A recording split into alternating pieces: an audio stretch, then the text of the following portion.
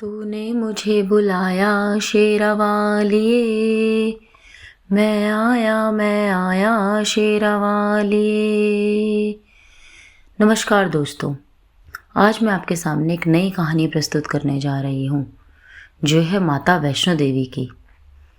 माता वैष्णो देवी जिसको बुलाती है वही माता से मिल पाता है। हिमालय की पावन त्रिकूट पर्वत श्रेणियों में विराजमान माता वैष्णो देवी शक्ति, भक्ति और विश्वास के अद्भुत प्रतीक है। कहते हैं जब जब धरती पर अधर्म बढ़ा तब तब माता ने भक्तों की रक्षा के लिए अवतार लिया।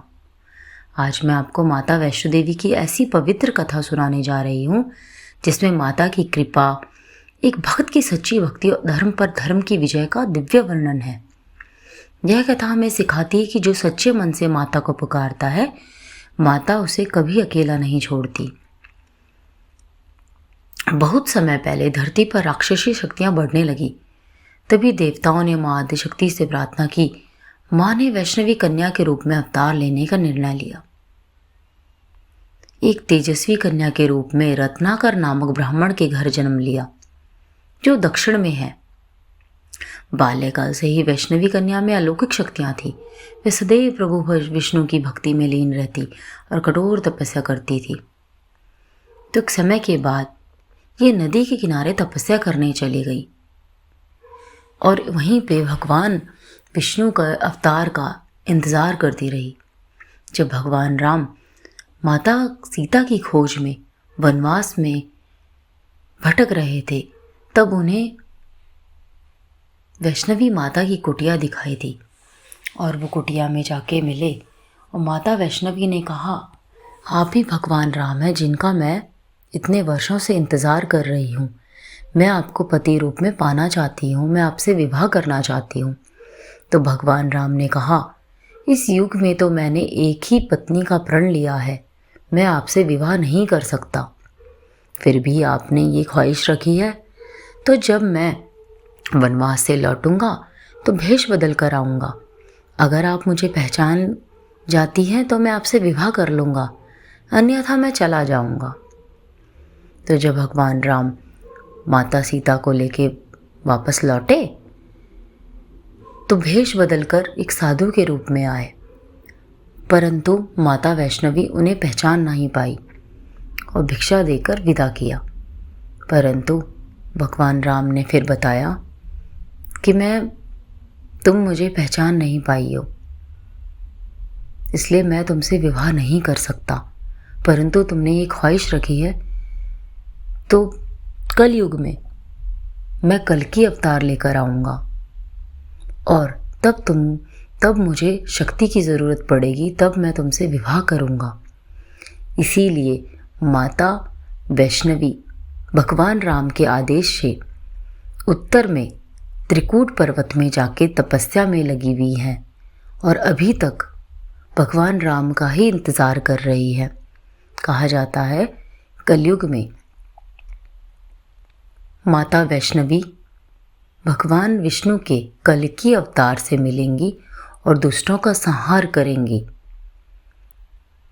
इसीलिए माता को अभी भी कुंवारी कहा जाता है। माता वैष्णवी अभी भगवान राम का कल की अवतार के रूप में ही इंतज़ार कर रही हैं। माता वैष्णवी से मिलने के लिए लोग दूर दूर से आते हैं। ये मनोकामना सिद्ध पीठों में से एक बहुत ही प्रमुख सिद्ध पीठ माना जाता है। यहाँ इंसान की हर इच्छाएं पूरी होती हैं, कोई भी खाली हाथ नहीं लौटता। माता भगवान राम के आदेश से श्रीधर नामक ब्राह्मण के यहाँ पे गई थी और उसको स्वप्न में माता ने कहा कि तुम्हें धर्म का प्रचार करना होगा, माता के प्रचार करना होगा। तो भैरवनाथ इस बात का विरोधी था। वो जानना चाहता था कि ये कन्या कौन है। इसीलिए भंडारे में वो मांस मदिरा मांगने लगा, परंतु माता ने मना कर दिया। फिर माता वहाँ से भाग गई और भैरवनाथ माता के पीछे पीछे दौड़ता रहा, जब तक वो पकड़ ना लेता। माता चलते चलते अर्धकुमारी से होते होते त्रिकूट पर्वत में गई, जहाँ पे लोग 14 किलोमीटर, कटरा से 14 किलोमीटर चढ़ाई चढ़ के पिंडी का रूप का दर्शन करने जाते हैं। ये पिंडी का रूप ज़मीन से 5.5 किलोमीटर, 5.5 फुट ऊपर है, जो 3 स्वरूप में विभाजित हो जा है। पहला स्वरूप माता काली का, दूसरा स्वरूप माता लक्ष्मी का, तीसरा स्वरूप माता सरस्वती का है। इन्हीं को देखने के लिए लोग देखने जाते हैं। माता ने भैरवनाथ के साथ युद्ध कर कर उसका सर काटकर भैरव घाटी में गिरा दिया। माता ने उसके बाद उसको वरदान दिया। जब उसने पुकारा कि पुत्र को पुत्र हो सकता है, माता को माता नहीं, तो माता ने कहा, मेरे दर्शन के बाद यात्री तुम्हारा दर्शन अवश्य करेंगे, जो नहीं करेगा उनकी यात्रा सफल नहीं होगी। इसीलिए हर यात्री को माता के दर्शन के बाद भैरव का दर्शन अवश्य करना चाहिए। तो अभी तक माता भगवान राम का ही इंतज़ार कर रही हैं और एक कुंवारी कन्या के रूप में यहाँ पे पूजी जाती हैं। मैं आशा करती हूँ आपको मेरी ये कहानी बहुत पसंद आई होगी, और मुझे प्लीज़ लाइक और प्लीज़ कमेंट करके बताइएगा कि आपको और कौन सी नई कहानी सुननी है। और इस चैनल को, अगर आपको वीडियो अच्छी लगी हो तो प्लीज़ लाइक करिएगा और इस चैनल को सब्सक्राइब करना ना भूलिए। धन्यवाद।